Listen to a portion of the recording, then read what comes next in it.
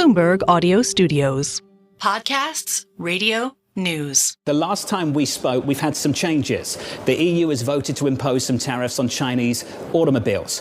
What I want to understand from you is whether you've had some Chinese car companies knock on your door, dial your phone number, and ask you to sell some of your brands to them. Is that happening? Well, first of all, thank you for inviting me. Yeah, that happened in the past. In the past, some Chinese car companies asked me to sell them some of our brands, which I believe is a significant asset of our Stellantis company, and therefore I rejected the request, and we are keeping our brands and, of course, doing good business with them. So the answer that I gave them is no, thank you very much. Have they followed up on that request in the aftermath of that vote at the EU in the last few weeks? No, they didn't. But it's obvious that with our Leap Motors investment and the equity that we have in Leap Motors, and most importantly, the fact that we control all of their exports outside of China, it is quite clear that we have the manufacturing footprint, not only in Europe, but all over the world, to bring to our partner and to ourselves the manufacturing sourcing that we need to go and do a good business out of the constraints that we need to manage. And of course, tariffs are a constraint, and you can go around tariffs if you manufacture inside of the bubble that has been built. This is what we are offering to Leap Motors. Everything that is sold outside of China is under our control through a 5149 JV called Leap Motors International, and we are, of course, creating that value thanks to our dealer network system and our manufacturing system all over the world. This is a competitive edge of Stellantis that most of our competitors cannot reach right now. Carlos, give us a little bit more detail on how tariffs might impact the company. And I just want to say, for the benefit of the audience, Leap Motor, of course, is a JV, a joint venture you have with a Chinese manufacturer. Some of those cars are behind you as we speak. Carlos, how are you thinking about retaliatory measures coming from the Chinese? How well insulated do you think you are from the potential of that developing? Well, first of all, what we see when we work with our partners from Leap Motors is exactly where their competitive edge is. Their competitive edge is very localized in a certain number of systems of the car, which is good to know because that's where we need to work harder to be more competitive compared to what we do today. So we see that. We also see that they have the ability to be much more affordable than the Western world, and then meet the expectations of the consumer base that we have in the Western world, which is basically the consumers want to buy EVs at the price of ICEs. And that's exactly what they are able to do today. We are also able to do that with some of our offerings in Europe, but we need to expand this competitive edge to many other brands and many other models. So that is a competitive advantage that our company has. And by having this ability with them, we can leverage their cost competitiveness, their speed to go to market, and at the same time, if needed, go around the custom duties that the Western world is trying to impose on us. That also means that compared to other Western world actors, we are in a much better position for the future than some of them. Carlos, can you just elaborate on that? Are you basically saying that the only way to really provide cost-effective EVs to a European consumer is to get around some of the up to 45% tariffs that the EU just voted on? What I'm saying is that we are leveraging a strategy that is based on two major pillars. There is one pillar with Leap Motors that brings EV technology at the price of ICE, despite the tariffs that you are mentioning, because we can go around the tariffs by manufacturing the cars inside of the bubble. That's one. On the other side, we have a dedicated platform that we call the Smart Car Platform that we are using to bring compact cars to the market, like the new Citroën C3 that we bring to the market at 23,000 euros, which is the core of the market in terms of pure EV, and that price is extremely competitive. It's on par with the Chinese capability, and that kind of offering is also profitable for Stellantis. So not only we have the pillar of Leap Motor, which is very strategic, we also have the internal pillar, which is the Smart Car Platform that we are now using, for example, for the C3 Citroën hatchback, but also for the C-Cross crossover version, and many other models will follow, Fiat models, but also Opel models, and that is going to bring a lot of competitiveness to the market. So what I'm saying is that Stellantis is in a perfect condition to leverage affordability with profitability and zero emission in the near future.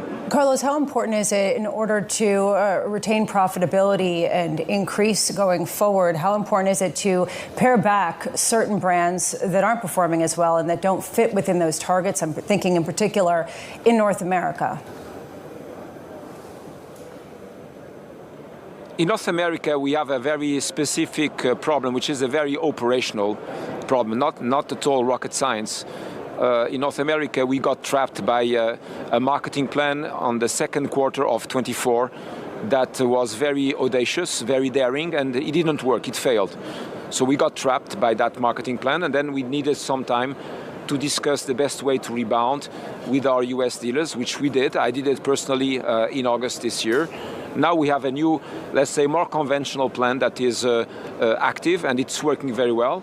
Over the last 3 months, we could reduce our US dealer inventory by 52,000 vehicles, and we will be, before the end of this year, before Christmas, below the ceiling of 330,000 vehicles, which we consider is the ceiling for a normalized inventory. This problem is now being fixed. It's not rocket science. We have discussed it with our dealer body. I think we have the right dynamics right now, and we expect this to be fixed this year. So that was what happened. Regarding the brands are very healthy. The Ram brand, the Jeep brand, with all the new models that we are bringing, the Dodge brand, but also very soon the new Chrysler models. I think they are very healthy. We just need to do a proper operational work in terms of way to go to market and collaboration with our dealers. I think we have the capability to do that, and I believe that Ram and Jeep are already leading the way in terms of the market share recovery that you can see as we improved our market share between September and July from 7.2 to 8.0%. So market share is up, inventories are down, they will be normalized by Christmas, and I think we are back on a quite nice trend, but now we need to deliver the results. This is what our investors and the community of investors expect from us. Carlos, are you open to selling any brands? Not necessarily. I'm not necessarily open on that. Of course, we consider any offerings or any proposals like in any open-minded business team, as we consider we are. So if there are proposals, we'll study, but we are not seeking any sale of any of our brands right now. That's very clear. Because last time we spoke, you talked about corrective action. You've got a mandate until, I believe, the end of 2026 as the CEO of this company. I shared some of the details, the stats on the overcapacity across the European auto manufacturing sector. You're familiar with them. They're worth repeating. Nearly a third of the major car plants from Europe's Big Five are producing half the vehicles they have the capacity to make. And I'm sitting here, Carlos, just wondering, when are we going to make the decision to make the corrective decisions that seemingly need to take place? One of two things needs to happen. Either you cut capacity or European politicians, governments are going to come out with the right kind of demand side incentives to buy the vehicles, because that's not there right now. When do we actually face the reality check? Is it this year? Is it next year? How much longer can we hold on with excess capacity? Your comment is very valid. It is quite clear that right now we only ask two things to the governments, and specifically the European governments. We ask stability of the rules. We do not ask for any kind of postponement, because we are ethically committed to contribute to fixing the global warming. So we don't ask for any postponement. We ask for stability from one side. And from the other side, we ask the governments to stimulate the demand, which is not to help Stellantis, but to help the consumer, so that the consumer can buy EVs at an affordable price, i.e. at the same price of ICE. So that's what we are telling them. We'll see if they have the capability to do so. And if not, then we'll have to take decisions, as you say. I assume that those decisions will be made in the next few months. I think before the end of the year, if nothing happens, we'll have to make those decisions. That's absolutely clear. Carlos, just to sit on that, because this is really important. Your message to the European government and governments, national governments across the continent, they've got 2-3 months to get their act together, otherwise you're going to have to close plants? We had a very good concrete example that you reported in the media about our dialogue with the UK government about the ZEV mandate. The ZEV mandate in the UK had a threshold that was the double of the natural market demand. So if you need to put in the market the double of the natural market demand in terms of pure zero-emission vehicles, of course, it has a cost. It has a cost, and if there is a cost, then we need to compensate for that cost with additional decisions that will compensate for that cost. That dialogue has been ongoing for several months. We are now reaching a point where we have to make a decision, and again, that will happen in the next few weeks. If the governments want us to sell a mix of BEVs that is above the natural demand of the market, they need to help to stimulate the demand so that we can reach that level of ZEV mandate without destroying the profitability of the companies. If that is the case, then we need to restore that profitability to ensure the sustainability of the company, because we are trying to meet a ZEV mandate that is not what the natural market demand is. So that's the situation, which is, I think, a big opportunity for Stellantis, because Stellantis is among the companies that has the highest number of BEVs on sale. By the end of this year, we'll have 40 models on sale. On the B segment only, hatchback and SUV, we have 16 models on this most important segment in the European market. So we have the offering, we have the technology, we have the appealing products, we have the design, we have everything. We just need to stimulate the demand and help the middle-class consumer to fix the affordability problem that we still have in our hands. Carlos, I've got to squeeze one extra question in. I know you're busy.